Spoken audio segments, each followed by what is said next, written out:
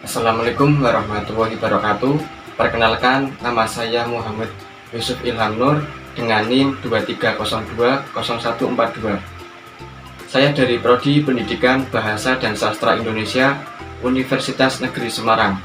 Kali ini saya akan membuat video tentang presentasi yang berjudul Implementasi Model Project Based Learning dalam pembelajaran menulis teks artikel ilmiah populer pada siswa SMP kelas 8.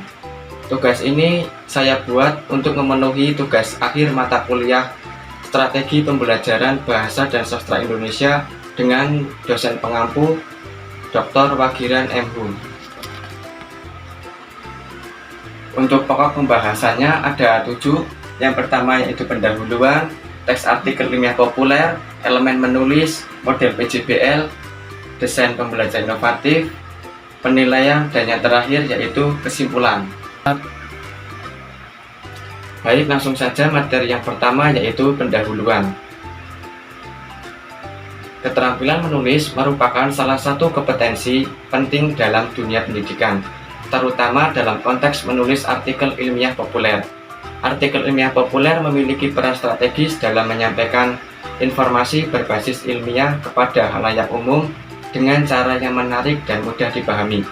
Namun, banyak peserta didik mengalami kesulitan dalam menulis artikel ilmiah populer karena mereka kurang motivasi, minimnya pengalaman riset, serta keterbatasan penguasaan struktur dan gaya bahasa. Untuk mengatasi hal tersebut, diperlukan inovasi dalam pembelajaran menulis yang mampu melibatkan peserta didik secara aktif dan kreatif. Salah satu pendekatan inovatif yang relevan adalah penggunaan model Project Based Learning atau PJBL. Model ini memungkinkan peserta didik belajar melalui proses penyelesaian proyek yang terarah dan kolaboratif, sehingga mereka tidak hanya memahami teori tetapi juga terlibat langsung dalam praktik. Ya.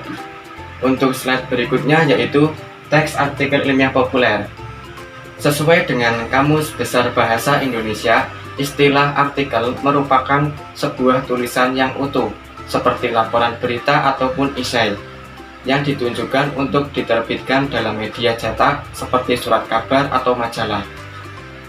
Artikel ini dapat berisi berbagai macam informasi, mulai dari fakta hingga opini penulis.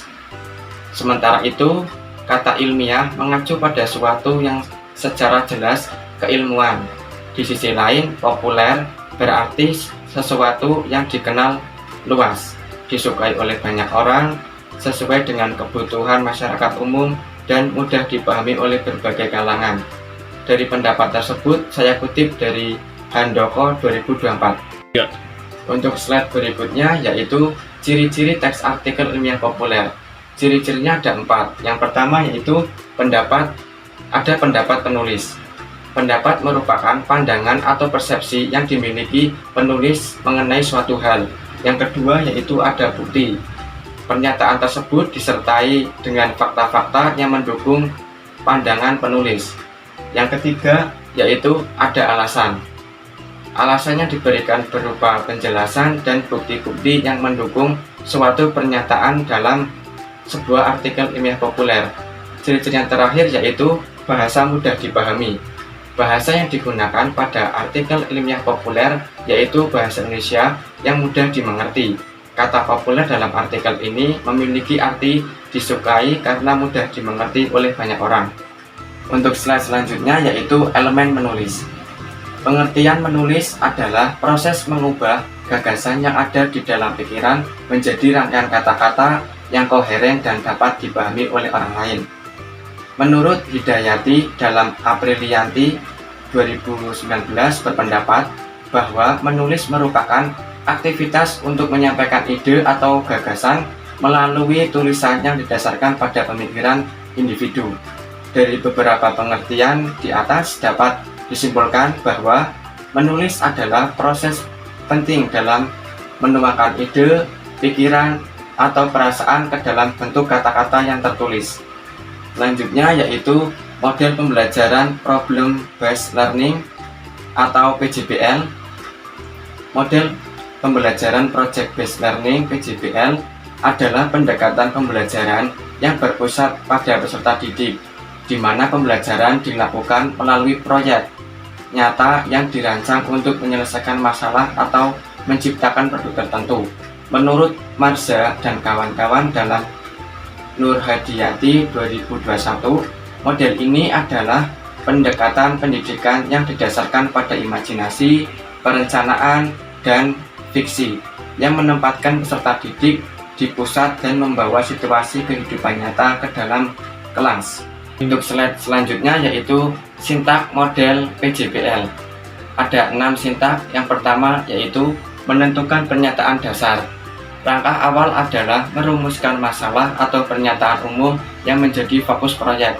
Yang kedua yaitu membuat desain proyek. Setelah pernyataan dasar diterapkan, langkah berikutnya adalah merancang proyek.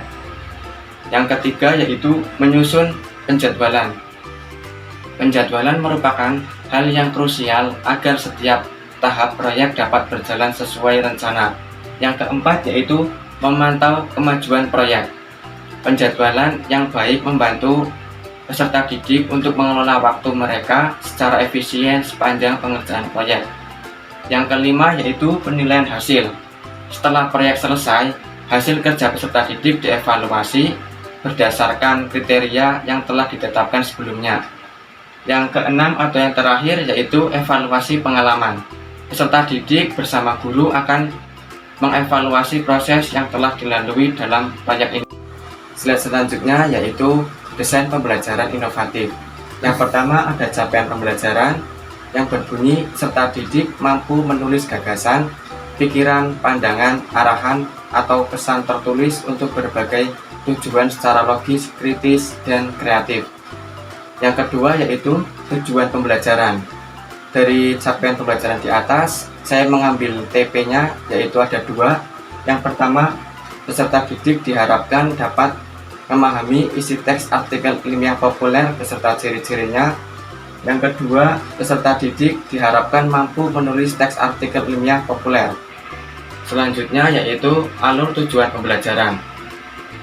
Alur tujuan pembelajarannya ada 5. Yang pertama, peserta didik membaca teks artikel ilmiah populer dengan cermat. Yang kedua, peserta didik memahami ciri-ciri teks artikel ilmiah populer dengan benar. Yang ketiga, peserta didik dapat menemukan ide dari topik yang sudah ditentukan yang menjadi dasar untuk menulis artikel ilmiah populer dengan penuh tanggung jawab. Yang keempat, setelah menemukan ide dari topik tersebut, peserta didik dapat menyusun kerangka menulis artikel ilmiah populer dengan memperhatikan unsur pembangunnya secara kreatif.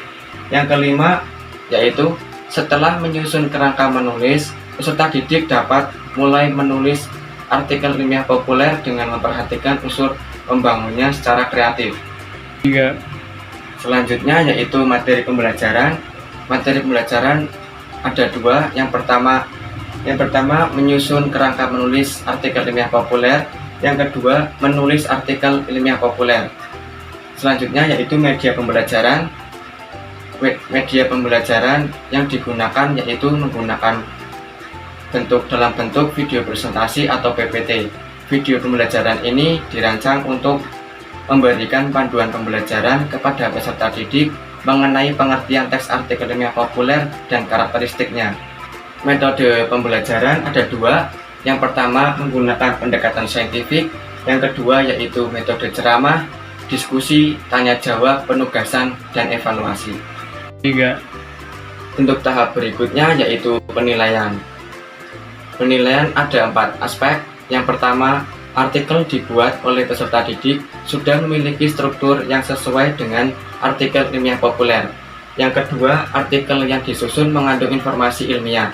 Yang ketiga, artikel yang ditulis sudah mencangkup pendapat dari penulisnya.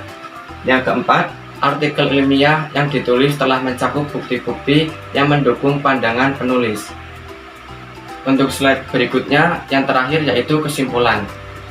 Dari diskusi tadi, dapat disimpulkan bahwa penerapan model Project Based Learning atau PJBL dalam pembelajaran menulis teks artikel ilmiah populer pada siswa SMP kelas 8 memberikan manfaat yang signifikan. Model ini mendorong peserta didik untuk aktif terlibat dalam proses pembelajaran melalui proyek nyata yang mencakup pemilihan topik, penulisan, dan revisi artikel. Melalui model pembelajaran problem based learning ini, peserta didik tidak hanya memperoleh keterampilan menulis yang lebih baik, tetapi juga kemampuan berpikir kritis, kreativitas, dan kerjasama dalam kelompok.